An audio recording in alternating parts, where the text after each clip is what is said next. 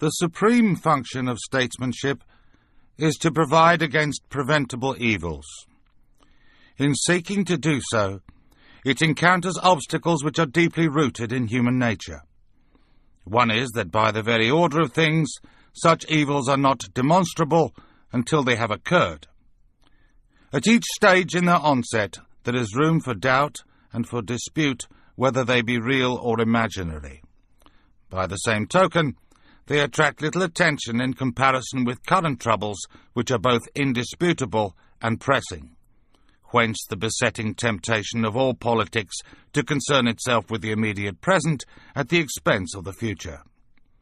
Above all, people are disposed to mistake predicting troubles for causing troubles, and even for desiring troubles. If only, they love to think, if only people wouldn't talk about it, it probably wouldn't happen.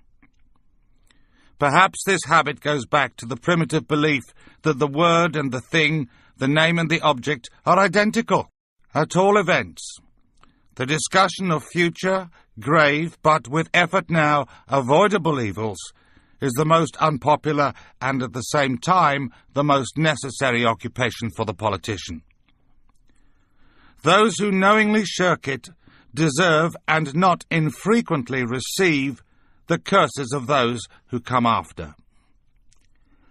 A week or two ago, I fell into conversation with a constituent, a middle-aged, quite ordinary working man employed in one of our nationalised industries. After a sentence or two about the weather, he suddenly said, "If I had the money to go, I wouldn't stay in this country."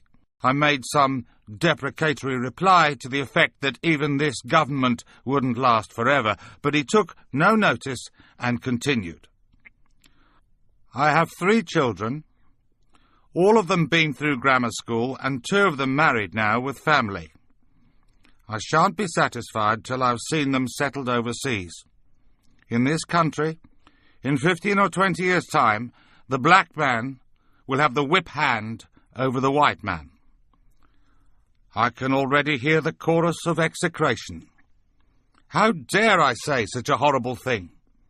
How dare I stir up trouble and inflame feelings by repeating such a conversation? The answer is that I do not have the right not to do so. Here is a decent, ordinary fellow Englishman who in broad daylight, in my own town, says to me, his Member of Parliament, that his country will not be worth living in for his children. I simply do not have the right to shrug my shoulders and think about something else. What he is saying, thousands and hundreds of thousands are saying and thinking. Not throughout Great Britain, perhaps, but in the areas that are already undergoing the total transformation to which there is no parallel in 1,000 years of English history. In 15 or 20 years, on present trends, there will be in this country 3.5 million Commonwealth immigrants and their descendants. That is not my figure. That is the official figure given to Parliament by the spokesman of the Registrar General's office.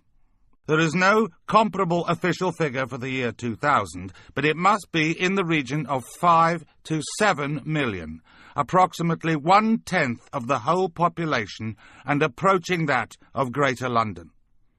Of course, it will not be evenly distributed from Margate to Aberystwyth and from Penzance to Aberdeen. Whole areas, towns and parts of towns across England will be occupied by sections of the immigrant and immigrant-descended population.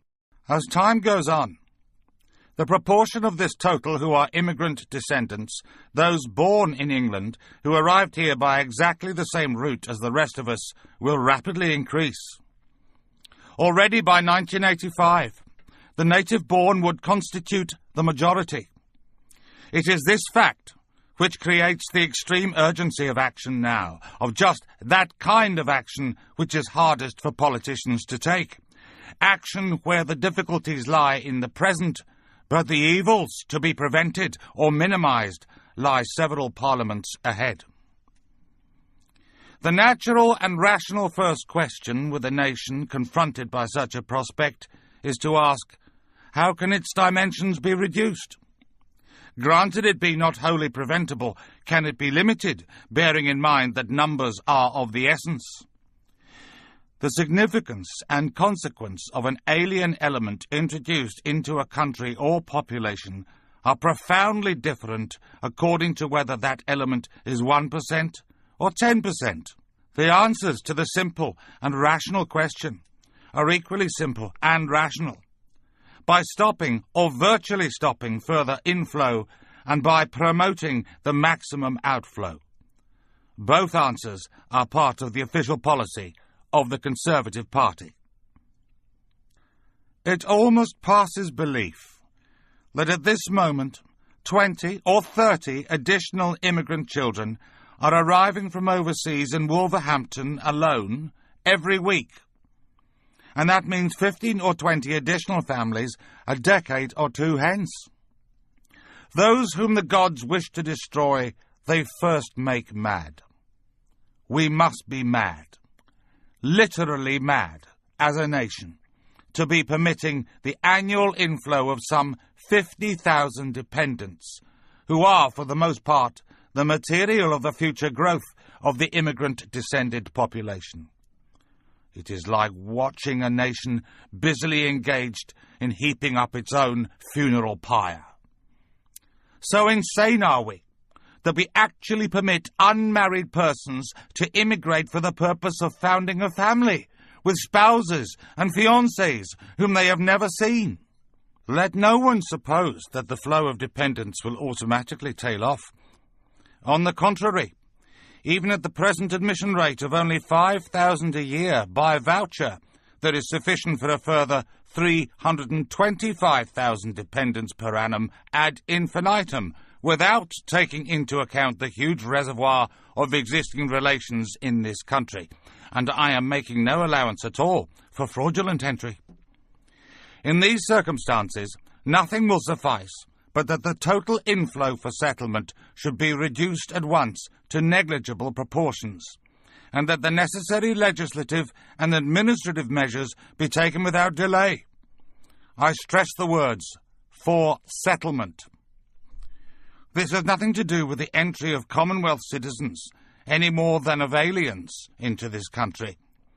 For the purposes of study or of improving their qualifications, like, for instance, the Commonwealth doctors who, to the advantage of their own countries, have enabled our hospital service to be expanded faster than would otherwise have been possible. These are not, and never have been, immigrants. I return to re-emigration. If all immigration ended tomorrow, the rate of growth of the immigrant and immigrant-descended population would be substantially reduced. But the prospective size of this element in the population would still leave the basic character of the national danger unaffected. This can only be tackled while a considerable proportion of the total still comprises persons who entered this country during the last 10 years or so. Hence the urgency of implementing now the second element of the Conservative Party's policy, the encouragement of re-emigration. Nobody can make an estimate of the numbers which, with generous grants and assistance, would choose either to return to their countries of origin or to go to other countries anxious to receive the manpower and the skills they represent. Nobody knows, because no such policy has yet been attempted. I can only say that even at present, immigrants in my own constituency from time to time come to me, asking if I can find them assistance to return home. If such a policy were adopted and pursued with the determination which the gravity of the alternative justifies, the resultant outflow could appreciably alter the prospects for the future. It can be no part of any policy that existing family should be kept divided. But there are two directions in which families can be reunited. And if our former and present immigration laws have brought about the division of families, albeit voluntary or semi-voluntary, we ought to be prepared to arrange for them to be reunited in their countries of origin. In short, suspension of immigration and encouragement of re-emigration hang together, logically and humanly, as two aspects of the same approach. The third element of the Conservative Party's policy is that all who are in this country as citizens should be equal before the law, and that there shall be no discrimination or difference made between them by public authority. As Mr. Heath has put it, we will have no first-class citizens and second-class citizens. This does not mean that the immigrant and his descendants should be elevated into a privileged or special class, or that the citizen should be denied his right to discriminate in the management of his own affairs between one fellow citizen and another, or that he should be subjected to inquisition as to his reasons and motives for behaving in one lawful manner rather than another. There could be no grosser misconception of the realities than is entertained by those who vociferously demand legislation, as they call it, against discrimination, whether they be leader writers of the same kidney, and sometimes on the same newspapers, which year after year in the 1930s tried to blind this country to the rising peril which confronted it, or archbishops who live in palaces, faring delicately with the bedclothes pulled right over their heads. They have got it exactly and diametrically wrong. The discrimination and the deprivation, the sense of alarm and resentment lies not with the immigrant population, but with those among whom they have come and are still coming. This is why to enact legislation of the kind before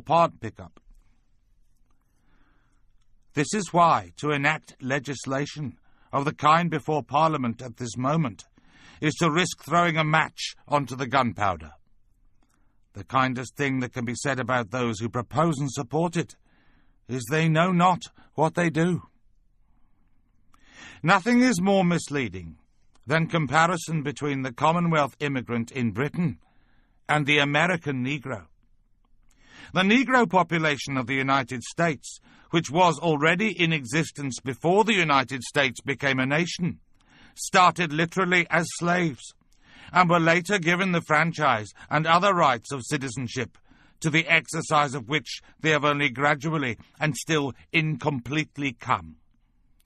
The Commonwealth immigrant came to Britain as a full citizen, to a country which knows no discrimination between one citizen and another, and he entered instantly into the possession of the rights of every citizen, from the vote to free treatment under the National Health Service. Whatever drawbacks attended the immigrants, and they were drawbacks which did not and do not make admission into Britain by hook or by crook appear less than desirable, arose not from the law, or from public policy, or from administration, but from those personal circumstances and accidents which cause, and always will cause, the fortunes and experience of one man to be different from another's. But while to the immigrant, entry to this country was admission to privileges and opportunities eagerly sought, the impact upon the existing population was very different. For reasons which they could not comprehend, and in pursuance of a decision by default, on which they were never consulted, they found themselves made strangers in their own country. They found their wives unable to obtain hospital beds in childbirth, their children unable to obtain school places, their homes and neighbourhoods changed beyond recognition, their plans and prospects for the future defeated. At work, they found that employers hesitated to apply to the immigrant worker the standards of discipline and competence required of the native-born worker. They began to hear, as time went by, more and more voices which told them that they were now the unwanted. On top of this, they now learn that a one-way privilege is to be established by Act of Parliament, a law which cannot and is not intended to operate to protect them or redress their grievances, is to be enacted to give the stranger, the disgruntled, and the agent provocateur the power to pillory them for their private actions. In the hundreds upon hundreds of letters I received when I last spoke on this subject 2 or 3 months ago, there was one striking feature which was largely new, and which I find ominous. All members of Parliament are used to the typical anonymous correspondent, but what surprised and alarmed me was the high proportion of ordinary, decent, sensible people writing a rational and often well-educated letter, who believed that they had to omit their address because it was dangerous to have committed themselves to paper to a member of Parliament agreeing with the views I had expressed, and that they would risk either penalties or reprisals if they were known to have done so. The sense of being a persecuted minority, which is growing among ordinary English people in the areas of the country which are affected, is something that those without direct experience can hardly imagine. I am going to allow just one of those hundreds of people to speak for me. She did give her name and address, which I have detached from the letter which I am about to read. She was writing from Northumberland about something which is happening at this moment in my own constituency. 8 years ago, in a respectable street in Wolverhampton, a house was sold to a Negro. Now only one white, a woman old-age pensioner, lives there. This is her story. She lost her husband and both her sons in the war, so she turned her 7-roomed house, her only asset, into a boarding house. She worked hard and did well, paid off her mortgage, and began to put something by for her old age. Then the immigrants moved in.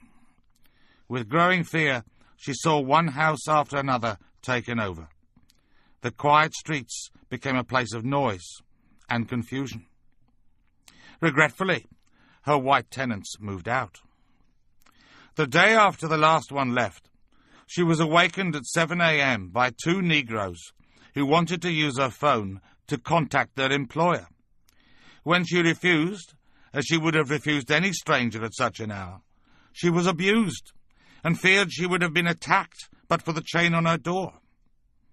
Immigrant families have tried to rent rooms in her house, but she always refused.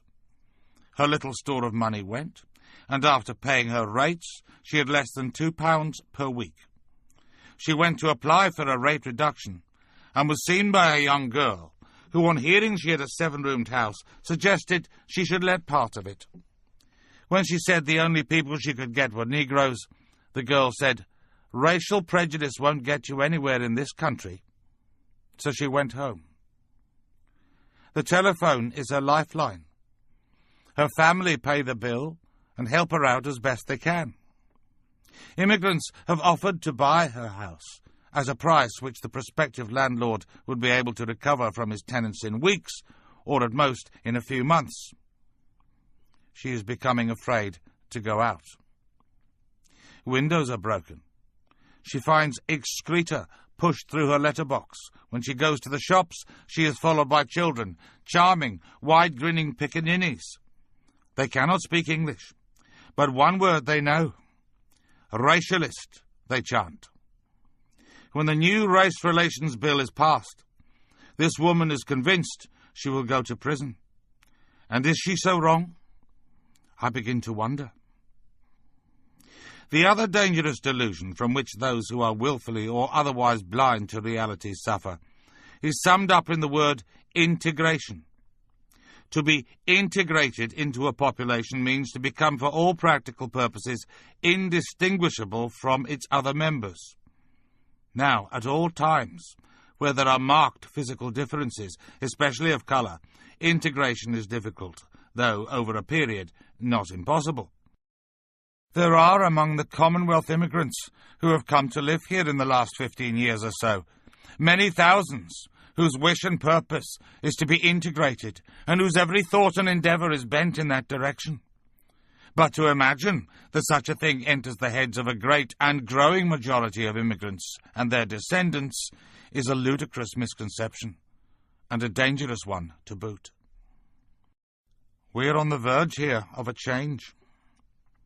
Hitherto, it has been force of circumstance and of background which has rendered the very idea of integration inaccessible to the greater part of the immigrant population, that they never conceived or intended such a thing, and that their numbers and physical concentration meant the pressures towards integration which normally bear upon any small minority did not operate.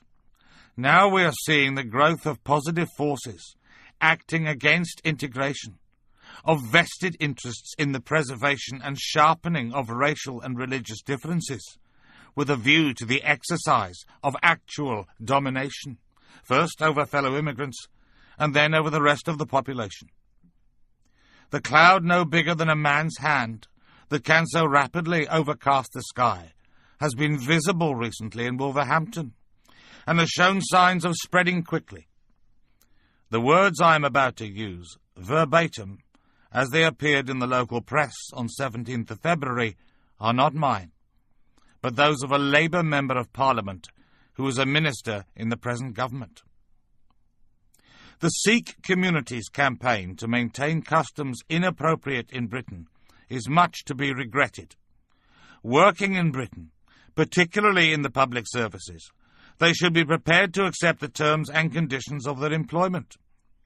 To claim special communal rights, or should one say rights, leads to a dangerous fragmentation within society. This communalism is a canker.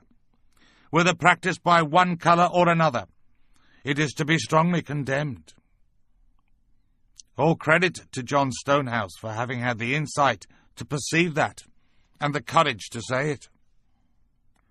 For these dangerous and divisive elements, the legislation proposed in the Race Relations Bill is the very pabulum they need to flourish. Here is the means of showing that the immigrant communities can organise to consolidate their members, to agitate and campaign against their fellow citizens, and to overawe and dominate the rest with the legal weapons which the ignorant and the ill-informed have provided. As I look ahead, I am filled with foreboding. Like the Roman, I seem to see the river Tiber foaming with much blood. That tragic and intractable phenomenon, which we watch with horror on the other side of the Atlantic, but which is interwoven with the history and existence of the States itself, is coming upon us here by our own volition and our own neglect. Indeed, it has all but come. In numerical terms, it will be of American proportions long before the end of the century. Only resolute and urgent action will avert it even now. Whether there will be the public will to demand and obtain that action, I do not know. All I know is that to see and not to speak would be the great betrayal.